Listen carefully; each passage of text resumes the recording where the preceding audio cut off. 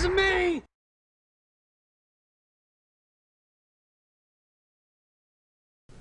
Hi, I'm Doc Owen with Action Figure Times. As the Young Justice Marathon is rolling on and winding down, we still got an exciting reveal for you in the 6-inch line. Not only that, Mike Guarneri from Mattel is going to take us how a toy actually comes up into being, and that's going to be coming along shortly. But speaking of 6 inches, we've got this 6-inch Aqualad. We've been looking at the little guys for a while now. Let's go ahead and pop open this Aqualad. Now, I bought this Aqualad at a Walmart in Okeechobee, Florida, a couple weeks ago. And so let's go ahead and take him up and look at him. Now, the packaging is basically very similar to the rest of him. He's got him in a dynamic pose. The back has the exact same bio that he normally has. Let's go ahead and open him up. You know, Calder's been getting a lot of play in the Aqualad, you know, in the Young Justice universe. I mean, we've got Aqualad everything. We've got so far we've got 2 Aqualad 4-inch figures, and we're going to be looking at a 3rd here coming up shortly. All right, now, so here we have Aqualad. We got him out of the package. He does come with 2 water bearers. One is already attached in the back. Both of them will actually attach in the back of his pack, which I think is very cool. But when you actually pull them out of the package, you've got one that actually is attached to the water here. Now, this, you have to be real watchful. Now, here comes my first criticism of this, and I've got a couple. This base has no pegs on it at all. What is the point in having a diorama that does not have pegs where my figure can stand? The other is that even though I can get this to work in one fashion with the water, it's going to limit it because this is not that malleable. I guess I could take hot water and move it around, but why should I have to do that with a brand new figure?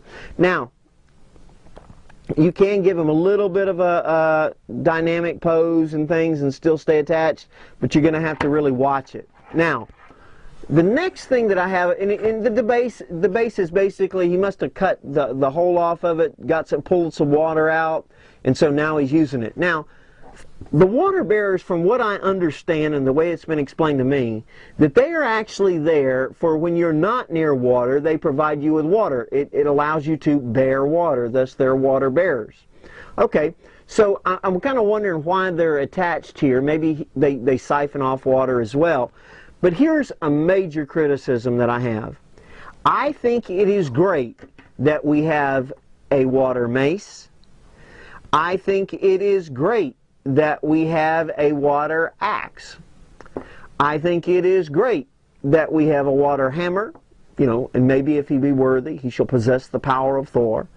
And, you know, you've got the 2 bladed weapons, the machete and the sword. Now, in all fairness, it makes it look like on these that there is a water bearer attached and water's flowing out and forming these different things. But here's my thing. If you're going to give me water bearers like this, why not just make them where I could plug them into the accessory so that I could play with it and swap it out as I wanted to? But I can't.